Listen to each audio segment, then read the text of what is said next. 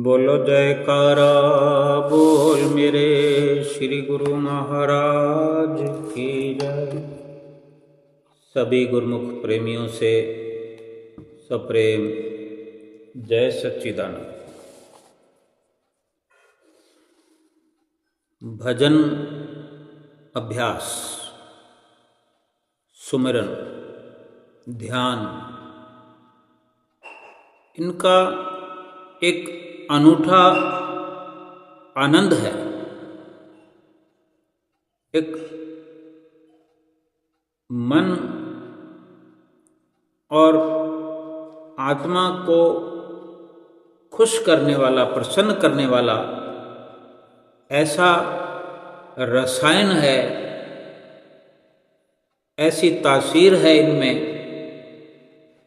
जो करता है, जो भजन करने वाला है, सुमिरन करने वाला है, ध्यान लगाने वाला है, वही अनुभव करता है। उसी को अनुभव होता है कि जब भजन अभ्यास पर बैठते हैं, जब ध्यान लगाते हैं, आँखों को जब बंद करते हैं, जैसे ही आँखों को बाहर की दुनिया की ओर से, बाहर की ओर से आँखों को बंद कर लेते हैं, साथ के साथ ही आँखें भीतर की ओर कुछ देखने लगती है। ऐसा एक अनुभव निकलकर सामने आता है कि जो आँखें बाहर की ओर खुली हुई थी, बेशक हम कहीं बाजार में खड़े हों, गली मोहल्ले में खड़े हों, अपने ऑफिस में हों, दुकान पर हों, या अपने मकान में, अपने घर में हों, या मंदिर में बैठे हों, खुली आँखों से बाहर का ही सारा नज़ारा दिखाई देता। ये आँखें देखती हैं, अनुभव करती हैं, जो कि हमारा हमेशा का ये अभ्यास है कि ये पूरे जीवन में ऐसा होता रहा है, हो रहा है, रोज का रोज, सुबह से लेकर शाम तक और शाम से लेकर फिर सुबह तक इन आँखों से कोई ना कोई बाहरी नज़ारा देखते ही रहते हैं। लेकिन इसी बीच जब भजन अभ्यास में बैठने का समय होता है, ध्यान लगाने का समय होता है, यानी जब आँख बंद करके बैठने की हम शुरुआत करते हैं, आँखों को बंद करते ही एक बार बाहरी नज़ारा तो सीधे सीधे बंद हो जाता है। यूँ समझें कि हमारा एक प्रकार से संबंध विच्छेद हो जाता है, कनेक्शन कट हो जाता है। फिर भी आँखें बंद हो जाती है बाहर की तरफ से, और भीतर की तरफ आँखें अंदर ही अंदर, आँखों की जो पुतलियाँ हैं वो पलट जाती हैं, और अंदर की तरफ, पीछे की तरफ देखने का एक प्रयास शुरू हो जाता है।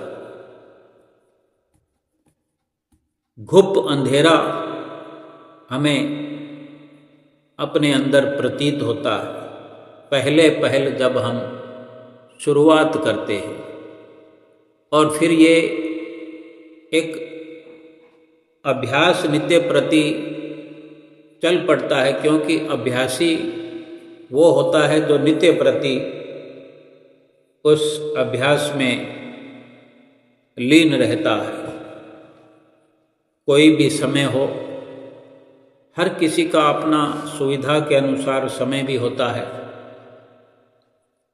और जब अभ्यास में बैठते हैं, आंखें बंद करके बैठते हैं,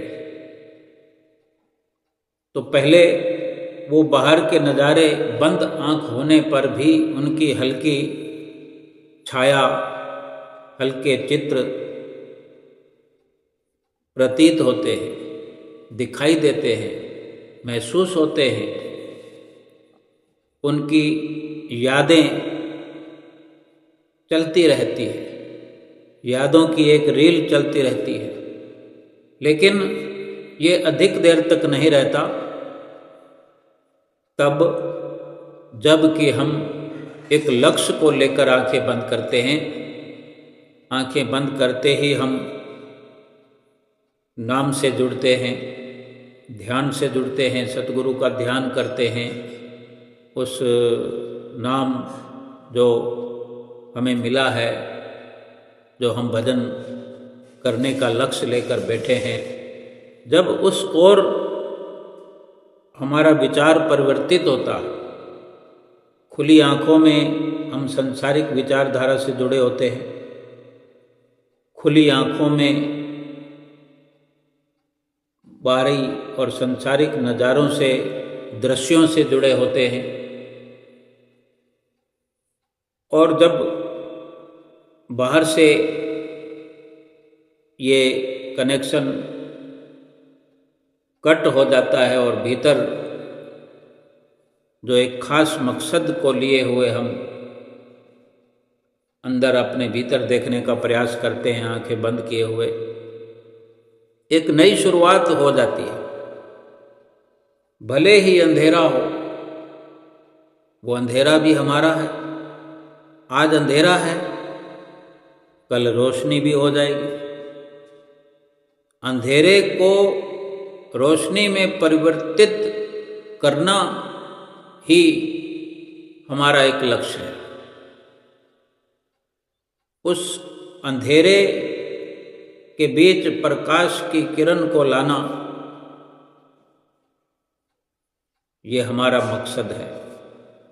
इस मकसद के साथ जब हम बैठते हैं तो धीरे धीरे अभ्यास के चलते, अभ्यास करते करते अंधेरे की कुछ परतें खुलने लगती है, हटने लगती है, अंधेरा छटने लगता है।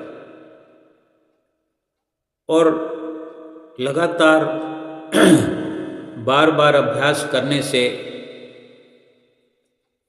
एक अभ्यास की जो रोज की हमारी ये आदत जो हो जाती है नित्य प्रति, तो कहीं अंदर से हमारा ऐसा लगाव होने लगता है। अंदर एक अभ्यास के चलते बार बार आंखें बंद करना, बार बार भीतर की ओर देखना और काफ़ी समय तक बैठे रहना, 1 घंटा बैठे रहना इस प्रकार आंखें बंद करके, तो शरीर भी स्थिर होने लगता है, मन भी स्थिर होने लगता है और अंदर के अंदर, भीतर के भीतर नई विचारधारा शुरू हो जाती है। कुछ देखने का, कुछ ढूंढने का, कुछ खोजने का, कोई ऐसी जो हम महापुरुषों से सुना करते हैं वाणियाँ, समझने का प्रयास करते हैं, जानने का प्रयास करते हैं। और जब ऐसा अनुभव हम शुरू करते हैं तो वही महापुरुषों की वाणियाँ सत्य होती हुई हमें पहले पहल महसूस होने लगती है। एक विश्वास सा, हमारा बढ़ता हुआ विश्वास जो है हमें प्रसन्नता के दौर में ले जाता है, खुशियों का अनुभव होने लगता है। एक ऐसी भी दशा आ जाती है कि फिर आँख खोलकर बार बार देखने की इच्छा नहीं होती। पहले पहले बड़ी मुश्किल होती है, थोड़ी देर भी आँख बंद करके बैठना मुश्किल हो जाता है। कहीं से कोई आवाज़ आए, अब घर में एक से अनेक लोग रहते हैं, कोई आवाज़ आए या किसी का परछावा आए या किसी की आने की आहट या किसी के काम करने की कोई सरसराहट, ऐसा महसूस होते ही बार बार आँख खोलने का हमारा लगातार क्रम जारी रहता है, क्योंकि अब तक जो भीतर जुड़ाव नहीं हुआ और बाहर से जुड़ाव अभी हटा नहीं है, बाहर से जुड़ाव चालू है, आंखें बंद कर ली लेकिन भीतर लगाव नहीं हुआ, विचारधारा से कटिंग नहीं हुई, कनेक्शन विचारधारा का नहीं कटा। उन्हीं के बारे में हम सोच रहे हैं जिनको खुली आंखों से देख रहे थे, जिनके साथ वक्त गुजार रहे थे, जिनके बारे में सोच रहे थे, वही सब आंख बंद करने के बाद भी चलता रहता है और तभी बार बार आंख खुल जाती है। न चाहने पर भी खोल लेते हैं आंख कि देखें कोई क्या कर रहा है, देखें कोई क्या कह रहा है। हमारे आसपास किसी के आने की आहट है, किसी की सरसराहट है, तो वो हमें बेचैन करते हुए हमारी आंख को खोलने पर मजबूर कर देती है।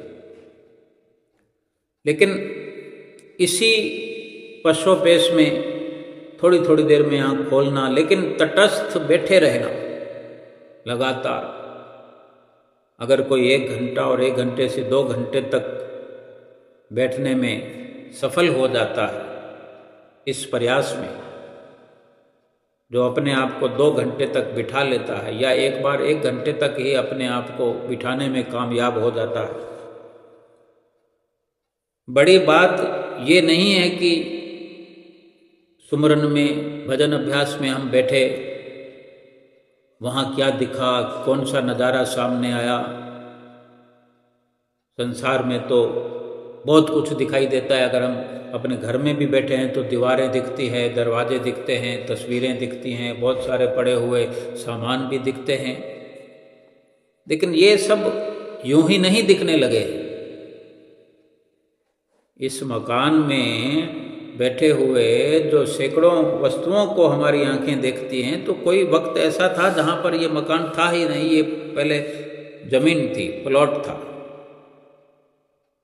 पहले तो इसको मकान हमने खड़ा किया है, बनाया है, 4 दीवारी खड़ी की है, मकान बनाया है, रंग रोगन किया है, फिर इसमें अनेकों सामान हमने भरे, अनेकों शरीर की सहूलतों के सामान भरे, एक परिवार को जोड़ा है, एक से अनेक सदस्य यहाँ पर एक साथ रहने लगे हैं। फिर उनका एक दूसरे का नाम रात और दिन हम लेते रहते हैं, एक दूसरे से विचार साझा करते रहते हैं, एक दूसरे से बातचीत करते रहते हैं और सैकड़ों सामान जो रखे हैं उनका इस्तेमाल करते हैं बार बार। कभी इस सामान को हाथ में लेते हैं, कभी उसको लेते हैं, कभी उसका यूज करते हैं, कभी उसका इस्तेमाल करते हैं। कोई खाने पीने का सामान है, कोई कपड़ा है, कोई सोना है, कोई गहना है, कोई पुस्तकें हैं, कोई किताबें हैं, बहुत कुछ आविष्कार किया है। फिर हम चाहे कहीं भी खड़े हों, कहीं भी गए हुए हों, दूसरे शहर में चले जाएं या इस शहर में कहीं बाजार में चले जाएं, किसी और के घर में जाएं, अपना घर, अपना ठिकाना भूलता नहीं है। उसकी याद हर वक्त ताज़ा रहती है, वो मन में रचा पचा रहता है, मन में बसा रहता है उसका नक्शा। अब जबकि हम अपने भीतर से जुड़ाव कर रहे और हम सोचे कि कुछ दिखाई नहीं देता, कुछ है नहीं, अंधेरा है, तो हमने प्रयास ही कितना किया है, हमने अपने भीतर क्या जोड़ा है, क्या रिसर्च की है, कौन सा हमने मकान बनाया है, कौन सा ठिकाना बनाया है जो हम वहाँ पर अधिक देर रह सकें। बार बार आंख खुलती है क्योंकि बाहर मेहनत की हुई है, तन के द्वारा, मन के द्वारा, धन के द्वारा बहुत कुछ संजोया है, लेकिन भीतर तो अभी तक हमने कुछ किया ही नहीं है। लेकिन कुछ समय तक अभ्यास के चलते आंखें बंद करके जो अंदर से हम अपना जुड़ाव स्थापित करने में लगे होते हैं, अंदर रहने के लिए, अंदर जुड़ने के लिए हम प्रयास करते रहते हैं तो बहुत कुछ आसान होने लगता है। बहुत कुछ दृश्य उभरने लगते हैं। उसको ठीक से समझने के लिए भी हमें सब्र और संतोष की ज़रूरत है, विचारने की ज़रूरत है।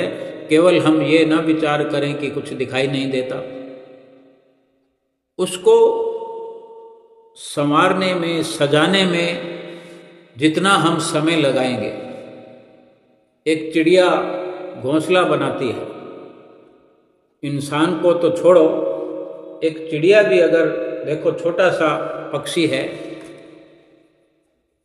इंसान के मुकाबले में उसकी कोई अक्ल व बुद्धि नहीं है। बस वो एक कुदरती जो उसका दिमाग काम करता है, ज़रूरत के अनुसार तिनका तिनका करके घोंसला बनाती, कितना सुंदर घोंसला बनाती है। उस घोंसले में सर्दी और गर्मी का भी वातावरण बना होता है कि उसके अंदर सारी व्यवस्था उसने अपनी कर रखी है। वो उसका घर है, जैसे इंसान का घर है। इंसान के घर में इंसान के लिए सभी ज़रूरतों के समान हैं।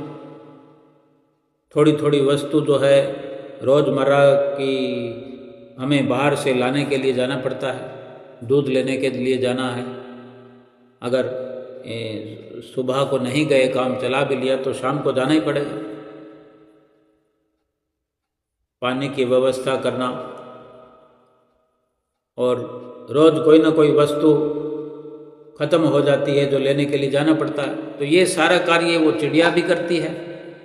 बाहर से कुछ लाना, बाहर से लाएंगे, अपने घर में रखेंगे। इंसान भी करता है और ये पशु पक्षी जानवर भी करते हैं। अब हम जो अपने भीतर की जो एक नई आध्यात्मिक प्रक्रिया से जुड़ रहे हैं, तो भीतर भी हम कुछ न कुछ बाहर से ला करके वहाँ पर रखेंगे, निर्माण करेंगे, वहाँ पर सजावट करेंगे। जैसे हम सतगुरु का दर्शन करते हैं, गुरु महाराज जी के दर्शन करते हैं रोज़ सुबह शाम, दिन में कई कई बार आरती पूजा करते हुए, सुबह उठकर मत्था टेकते हुए, भोग लगाते समय दर्शन करते हैं। रात को श्री गुरु महाराज जी को सुलाते हैं, आराम करवाते हैं तो दर्शन करते हैं, सुबह उठाते हैं तो दर्शन करते हैं, और दिन भर ये क्रम चलता रहता है। इसके साथ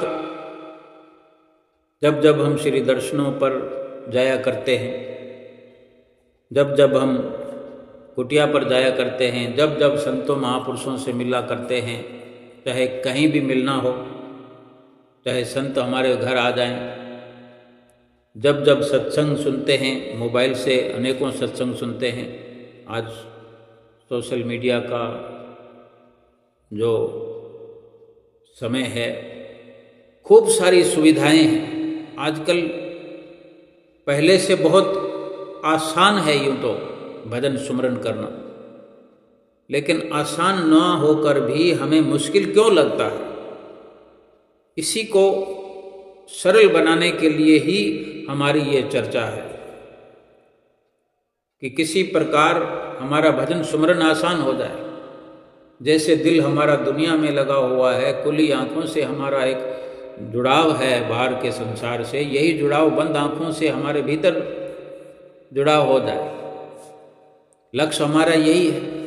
इसी को आसान करने के लिए ही हमने विचार करना है कि हम दर्शन करने जाते हैं, संतों से मिलते हैं, सत्संग सुनते हैं या पोथी पढ़ते हैं, कोई आनंद संदेश पढ़ते हैं। तो ये सब का सब क्या है, हम करते हुए ये ख्याल अपने भीतर रखें कि ये सब हम अपने भीतर सजावट करते थे, उसको इतना पक्का करें, अपने अंदर स्टोर करें कि हम ये चीज़ जब हम भजन करने बैठेंगे, जब ध्यान लगाएंगे, जब हमारी आंखें बंद होगी तो ये हमने वापस संभाल करनी है। इस लिहाज से वो सब की सब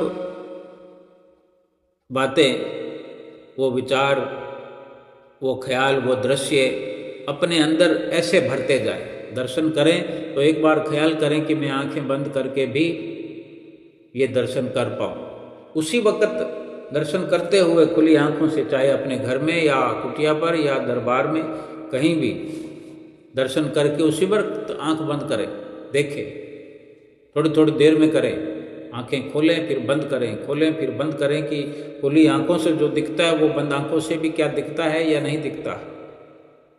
अभ्यास करने से वो दिखेगा। अब भीतर जब हम देखने का प्रयास कर रहे होते हैं, आंखें बंद हमारी होती हैं, वही सब फिर हम खोज करने की कोशिश करें कि कहाँ गए वो दर्शन जो हमने श्री दरबार में गुरु महाराज जी के किए थे। वो ऊंचे सिंहासन पर श्री गुरु महाराज जी बैठे हुए थे, विराजमान थे, पीताम्बर पहने हुए थे। कौन से कलर का पीताम्बर कैसा लग रहा था। गुरु महाराज जी के आसपास महात्मा जन खड़े हुए थे, कोई चमर झुला रहा था, कोई टावल से सेवा में लगा हुआ था। हुजूरी में महात्मा जन कुछ खड़े थे, कुछ बैठे थे।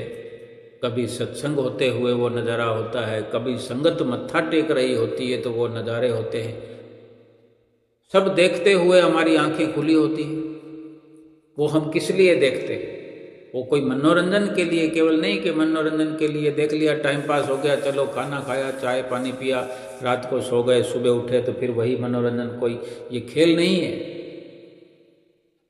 ये आध्यात्मिकता, ये आध्यात्मिक जीवन जो हमारा वास्तव में एक लक्ष्य है, इस जीवन का लक्ष्य है कि अपनी एक भीतर ऐसी दुनिया हम बनाएं, ऐसी दुनिया सजाएं, और इन्हीं विचारों के चलते जब हम आंखें बंद किए हुए होंगे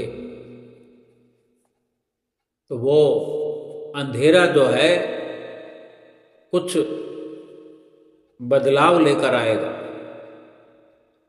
हमें अंधेरे को ध्यान में नहीं रखना।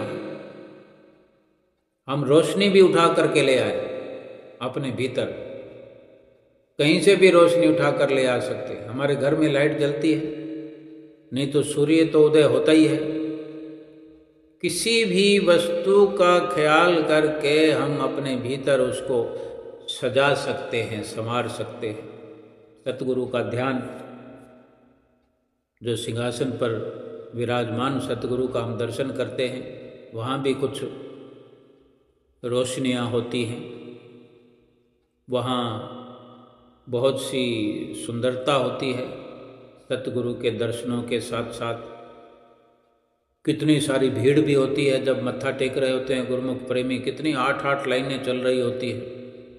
इतनी भीड़ों भीड़ में जब हम देखते हैं एक दूसरे के पीछे लगे हुए गुरुमुख, 4 लाइनों में माताएं बहनें होती हैं और 4 लाइनों में भगत जन होते हैं। और नज़र जब हमारी श्री हजूर की ओर जाती है, कितने महात्मा जन लगे होते हैं उन भक्तों की पुकार को श्री गुरु महाराज जी तक पहुंचाने के लिए। कितने महात्मा जन श्री गुरु महाराज जी से जो वचन सुनकर उन गुरुमुख प्रेमियों को जवाब देने के लिए, ये सब हम नज़ारा वो अनुभव करते हैं। तो एक ऐसा सिंहासन अपने भीतर हम सजाएं, जैसे हम अपने घर में गुरु महाराज जी को चाहा कि हम गुरु महाराज जी का मंदिर अपने घर में बनाएंगे, तो हमने बना लिया, स्वरूप ले आए, कुटिया से ले आए या श्री आनंदपुर से ले आए, मिल गए, व्यवस्था हो गई। हमने एक जाले के अंदर, एक अलमारी के अंदर परमहंसों को बिठा लिया, अपनी यथा योग्य सहूलत के अनुसार पीताम्बर बना दिया, गुरु महाराज जी को पीताम्बर पहना दिया, पर्दे लगा दिए, हो गया मंदिर। सिंहासन, नीचे कुछ गद्दा बिछा दिया, पीछे भी कोई स्वरूपों के पीछे टेक लगा दी, मंदिर बन गया। अब वहाँ पर रोज नित्य प्रति आरती पूजा किया करते हैं। एक मंदिर अपने भीतर भी एक सिंहासन हम बनाए, उसके लिए स्वरूप लाने की जरूरत नहीं है, कोई गद्दा बिछाने की जरूरत नहीं है, बाहर से हम कुछ भी उठाकर अंदर, केवल ख्याली एक चित्त वृत्तियों में जो हमने बाहर से संजोया है, एकत्र किया है, आँखों से दर्शन किए, आँखों को पलटा और दर्शनों को अंदर छोड़कर फिर वापस आँखें खुल गई। अभी 2 घंटे जो भजन अभ्यास करते हैं, आँखें बंद होती हैं, आखिर तो फिर हम संसार के काम में लग जाते ना। इतनी देर जो बैठे रहना है आंखें मूंद कर, आंखें बंद करके, तो यही सब कुछ भरते रहना, बाहर से यही उठा के लाना। हम ये नहीं जो हम दुकानदारी करते हैं, हमारा कोई सामान बिक रहा है, ग्राहक आ रहे, वो सामान उठा के नहीं लाने, वो विचार उठा के नहीं लाने। दोनों ही चीज़ों को उठाकर अपने अंदर इकट्ठा करने का एक ही तरीका है। हमारी सुरती, हमारा ध्यान अगर संसारिकता से जुड़ा होगा, संसारिक विचार, संसारिक नक्शे, संसारिक इच्छाएं, कामनाएं अगर लगी होंगी हमें, तो यही सब हमारे अंदर इकट्ठा होता रहेगा। और फिर एक मन का न टिकना, मन का उब जाना, मन ना लगना, और ये कल्पना लगी रहेगी, कुछ दिखाई तो देता नहीं, कोई फायदा तो हुआ नहीं, क्योंकि ये सब अपने हाथ में है कि हमने फायदा करना है कि नहीं करना। अगर फायदे वाला काम करेंगे तो फायदा हो जाएगा। ये कोई दुनियादारी का बिजनेस नहीं है जो इसमें घाटा होने का या दिवालिया होने का भी अंदेशा बना रहे। किसी भी सूरत में, आध्यात्मिक दृष्टि में, आध्यात्मिकता में, भक्ति में किसी भी तरह का नुकसान तो हो ही नहीं सकता। दुनिया का जो नुकसान होने का अंदेशा बना रहता है, दुनिया में कोई न कोई डर बना रहता है। भजन भक्ति में, भजन सुमरन में, भक्ति के जीवन में किसी तरह का कोई नुकसान नहीं है, क्योंकि ये चित्त वृत्तियां ही है हमारे पास लगाने को। भक्ति में चित्त वृत्तियां लगानी है, इसमें कौन सा खर्चा आएगा जो हम ये सोचें कि भी नुकसान हो जाएगा, टाइम खराब हो गया। अब कोई सोचे 2 घंटे अगर बैठता है, कोई कम सफलता मिलती है, ज़्यादा मिलती है, अब क्या सोचता है वो तो वो जाने। लेकिन सीधी सी बात है कि अगर संसार का ही चिंतन करता रहेगा तो चित्तवृत्तियां तो हमने संसार में जोड़ रखी है, और फिर सोचें कि कोई लाभ नहीं हुआ। लेकिन फिर भी यकीन रखो, अगर हम बैठ करके 2 घंटे शरीर को बिठा लिया, संसार का भी चिंतन करते रहे, लेकिन हमारा मकसद तो यही होता है कि हम बैठ रहे हैं भजन सुमरन में, भजन ध्यान के लिए बैठ रहे हैं, भक्ति के लिए बैठ रहे हैं, आध्यात्मिकता पर चल रहे हैं। तो जो संसार का नक्शा और संसार की विचारधारा चलती रहती है, वो एक न एक दिन बंद हो जाएगी, क्योंकि शुरुआत हो चुकी है, हमने नींव खड़ी कर दी है, अपने शरीर को बिठा लिया।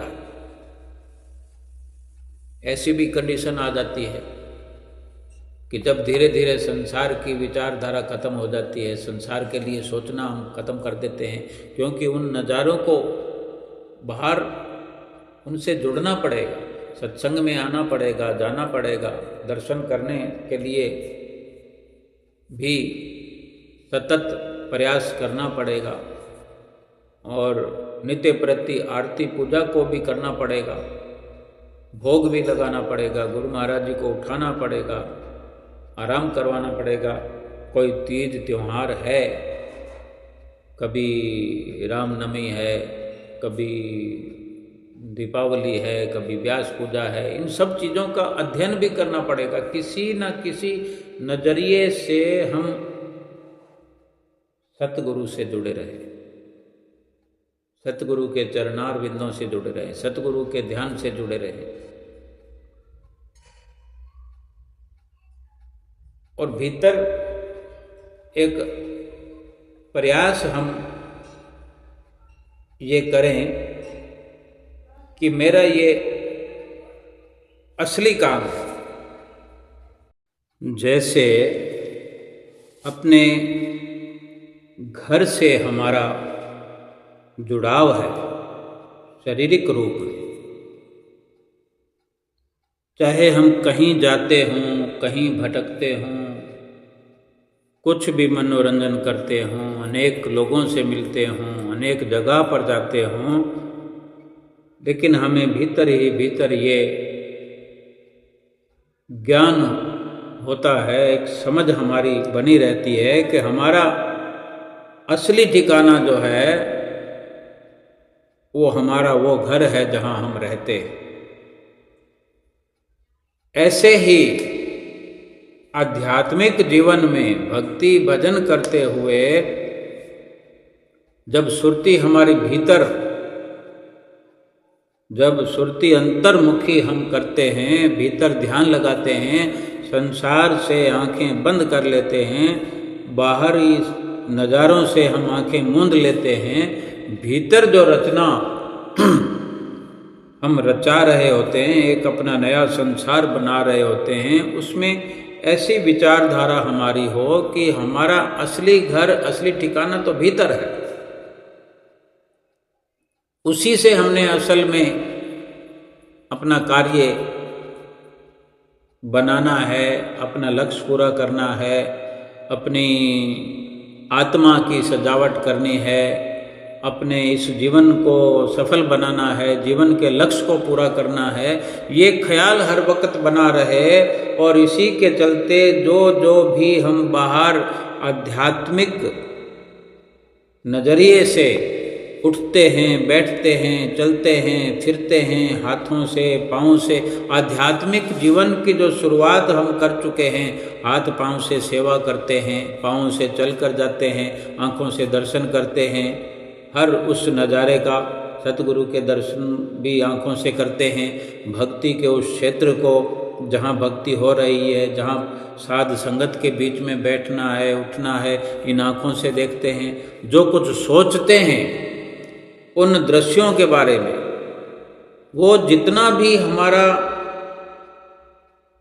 दिन भर का या जितनी भी हमारी दिनचर्या होती है, 24 घंटे में जितना भी हमारा इन सब तथ्यों से जुड़ाव रहता है, वो सब का सब अपने भीतर स्थापित करना है। जैसे हम बाहरी नज़रिए से, संसारिक नज़रिए से, शरीर की दृष्टि से अपने घर में एक से बढ़कर एक सामान को भर लेना चाहते हैं।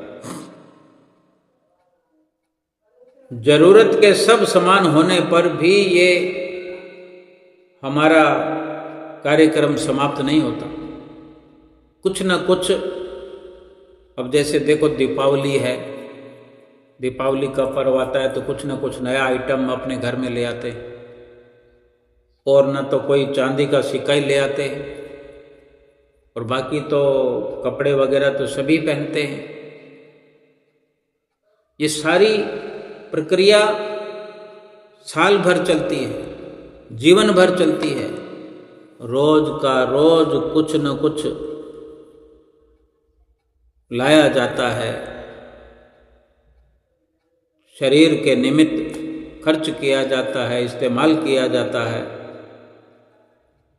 लेकिन आध्यात्मिक जो क्षेत्र है, आध्यात्मिकता में जो हम जुड़े हैं और इसी नज़रिए से हमने अपनी चित्तवृत्तियों को अंतर्मुखी किया है, तो अपने भीतर भी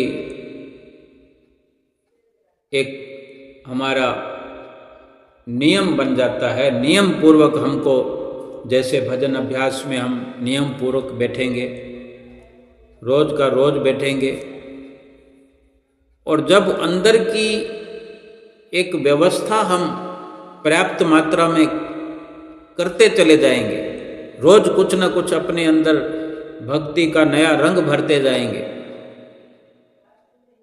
तो जैसे बाहर की दुनिया में खुली आंखों से हम उलझे हुए रहते थे, फिर धीरे धीरे हम अपने भीतर की आध्यात्मिक दुनिया में भी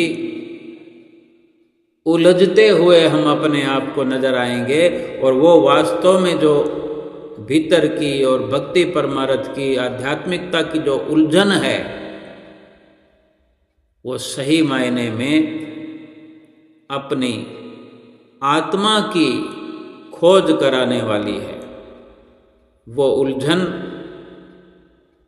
जो हम अपने भीतर लीन होने लगे हैं, वो उलझन भी सुख देने वाली है, क्योंकि हम झूठी दुनिया को छोड़कर सच की दुनिया में प्रवेश कर चुके, शरीर से चलकर आत्मा की ओर बढ़ चुके हैं।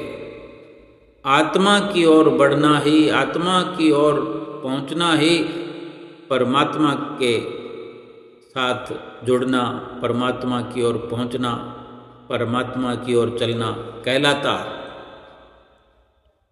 क्योंकि जितनी ये अंतर्मुखी कार्रवाई है, जो भी सुरती का समेटना बाहर से करना, सुरती को बाहर से समेटना सीख लेता है, जान लेता है, समझ लेता है, और सुरती को अंतर्मुखी करना आ जाता है जब सुरती अंदर टिकने लगती है, जब ध्यान जुड़ने लगता है, मन एकाग्र होने लगता है, हो जाता है, फिर यही वो आंखें हैं जो थोड़ी थोड़ी देर में खुलने की कोशिश में लगी रहती थी, फिर ये 2 घंटे लगातार बैठने पर भी खुलना चाहती ही नहीं है, बाहर देखना चाहती नहीं है, बाहर का कोई दृश्य अच्छा लगता ही नहीं है, लेकिन मजबूरन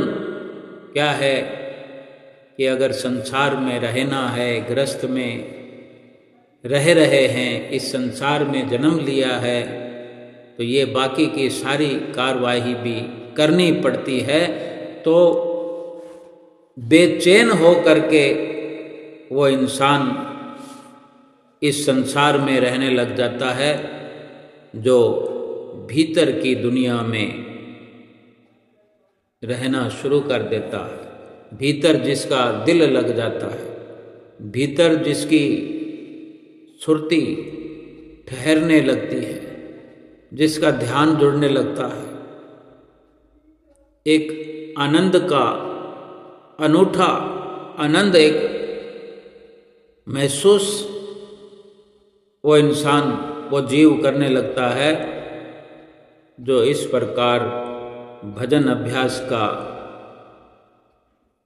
नित्य प्रति आदि हो जाता है, जो नित्य प्रति भजन अभ्यास करता है, पूरा समय देता है, सतगुरु का ध्यान करते हुए, सतगुरु का नाम जपते हुए, सुमिरन करते हुए, भजन करते हुए, अपनी चित्त वृत्तियों को ऊंची उड़ान भराने में, अपनी सुरती को ऊपर उठाने में, अपनी सुरती को पिंड देश से उड़ाकर ब्रह्मांड देश में ले जाने में कामयाब होने लगता है, कामयाब हो जाता है। उस सुख का, उन सुख के लम्हों का, उन सुख की घड़ियों का 2 घंटे तो बहुत बड़ी बात है। एक छोटे से छोटे लम्हे का जो सुख होता है, उसका भी वर्णन नहीं कर सकते कि कितना आनंद हमें प्राप्त होता है, कितना आनंद अनुभव होता है। फिर बाहर के ये खेल तमाशे, बाहर के रंग तमाशे, बाहर के आनंद, बाहर की झिलमिल, बाहर का ये खान पान पहरान, कुछ भी मन को रुचता नहीं है। ये बाहर के मनोरंजन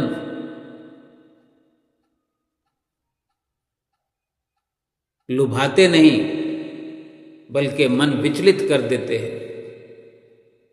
कभी जाना पड़े ऐसे मनोरंजन में, कभी ब्याह शादी में जाना पड़े, किसी भीड़ में जाना पड़े, कुछ लोगों से मिलना पड़े, संसारिक विचारधारा से जुड़ना पड़े, मन उबने लगता है। सोचता है कि कब इस अवस्था से निकलूं, इस स्थिति से दूर हो जाऊं, क्योंकि उसने एक अपना असली ठिकाना खोज लिया है। एक सच्चे खुशी का एक जो उसे खजाना मिल गया है। अब सोचो, सच्ची खुशी मिल जाए, मुफ्त में मिल जाए, घर बैठे बिठाए मिल जाए, बिना प्रयास के मिल जाए। ये भजन अभ्यास करना कोई मुश्किल कार्य नहीं है कि इसके लिए कोई चांद तारे तोड़ने पड़ते हैं। ना कहीं जाना पड़ता है, ना शरीर को कहीं थकाना पड़ता है, बल्कि भजन अभ्यास करते हुए शरीर को भी आराम मिलता है। संसार का कोई भी कार्य ऐसा नहीं है जो शरीर को थकाए बिना हम कर सके। बैंक में नोट अगर जमा कराने के लिए भी जाना हो तो भी शरीर को थकाना पड़ता है, लाइन लगी होती है। नोटों के बंडल हमारे हाथों में हो, नोटों की गड्डियां हों, तो लेकर के जाएंगे तो उस प्रक्रिया से हमें गुजरना पड़ेगा। और कितना एक भय सा बना रहता है। नोट जमा कराने जाओ तो भी और नोट लेने जाओ तो भी, कि कहीं कोई लूट ना ले, कोई चुरा ना ले, कोई मार काट ना हो जाए। कितना भय बना रहता है। और बाकी की स्थितियाँ, बाकी के काम, छोटी से छोटी अगर कोई ज़रूरत की वस्तु लाना हो तो उसके लिए भी मेहनत करनी पड़ेगी। अगर होम डिलीवरी की सुविधा है, घर बैठे बिठाए हम ऑर्डर कर देते हैं, तो फ़ोन करना पड़ता है, फिर उसको एड्रेस बताना पड़ता है, उसको मोबाइल पे माथापच्ची करनी पड़ती है, जानकारी करनी पड़ती है कि कौन सी वस्तु कहाँ मिलेगी, कैसे मिलेगी, किस जगह रखी हुई है, वहाँ से ऑर्डर करें, वहाँ से चल कर आएगी। फिर वो जब आएगा तो घर पर घंटी बजाएगा, दरवाज़ा खटखटाएगा, तो इतना भी हमें चल करके जाना पड़ेगा, चाहे कोई वस्तु छोटी है चाहे कोई बड़ी है। इतनी प्रक्रियाओं से गुजरना पड़ता है। भजन सुमरन के लिए तो इतना कुछ भी नहीं करना पड़ता, केवल सारे काम छोड़ करके बैठ जाना पड़ता है। भजन सुमरन में बैठने मात्र के लिए शरीर को थकाने वाले जो काम हैं उनसे छुटकारा मिल जाता है। कितनी बड़ी खूबी ये भजन सुमरन की है। भजन सुमरन करने का ख्याल ही मन को सुकून देने वाला है। लेकिन जब तक मन संसार में हम जोड़े हुए हैं, जब तक चित्तवृत्तियाँ संसार में बिखरी हुई है, फैली हुई है, जब तक उनको समेटा ना जाए और भीतर एक व्यवस्था हम अगर न करें वहाँ पर बैठने की, एक दिन वो भी आता है जब हम व्यवस्था करते करते करते एक अपने अंदर एक ऐसी व्यवस्था हम कर देते हैं जहाँ पर हमें जो वस्तु चाहिए वही हाजिर हो जाती है। अनुभव करके हम देखें कि अगर बाहरी वस्तुओं का तो वहाँ कोई जमावड़ा होता ही नहीं है, लेकिन ये एक आध्यात्मिक जीवन है। भीतर का जब जीवन शुरू होता है, जीवन तो जब से मिला है, परमात्मा ने इस दुनिया में भेजा है, इसी कार्य के लिए भेजा है। लेकिन यहाँ आकर के जीव जो मोह में, माया में फंस जाता है, प्रभु परमेश्वर तो बार बार इशारे करते रहते हैं, अवसर देते रहते हैं। सतगुरु इस दुनिया में आए हैं, परमात्मा मनुष्य रूप धर के आए हैं और निश्चित तौर पर वो हमें जगाने के लिए आए हैं। अब हम जब भी जागे, ये हम पर निर्भर करता है, हम कितना सतत प्रयास करते हैं, हम लगातार कितनी जल्दी इस कार्य में लगते हैं, कितना हमें लाभ होगा, कितनी हमारी स्पीड है, रफ्तार है, वो कोई दूसरे के हाथ में नहीं है। रिद्धियाँ सिद्धियाँ सब हमारे दुआले खड़ी है, हमारे इर्द गिर्द खड़ी हैं। हम भजन सुमरन की शुरुआत करें तो सही। अपने भीतर जब एक हमने पूरी अपने रहने की व्यवस्था कर दी होती है, अपनी सुरती की, ये सुरती जो बाहर भटकती है तो कोई आराम नहीं मिलता। हमारा ध्यान जो बाहर भटक रहा है, बाहर भटकता रहता है, कभी आराम नहीं पाता। मन कह लें, मन जो हम बाहर भटकाते रहते हैं, कोई विश्राम नहीं मिलता, कोई आनंद नहीं मिलता, क्योंकि कहीं ठहरता ही नहीं। और बाहर तो कुछ ठहरने की जगह ही नहीं है। बाहर तो सब धर्मशाला की तरह है। अभी वो अब किसी दुकान पर अगर हम जाएंगे, कोई सामान लेने जाएंगे, कितनी देर रुकेंगे वहाँ पर? वो दुकानदार हमसे कितनी देर बात करेगा? उसको अपना उल्लू सीधा करना है, उसने अपना सामान बेचना है, बिकने की देर है। अब कितनी हमने उसकी बिक्री कराई, कितना उसको हमने धन देना है, उसके अनुसार वो थोड़ा अधिक टाइम हमें दे देगा। दूसरे ग्राहकों को भी देखना है, थोड़ी देर में ही ऊब हो जाती है, उसको हमसे और हमको उससे। तो बिना लेन देन के, बिना स्वार्थ के तो कहीं कोई जगह नहीं है।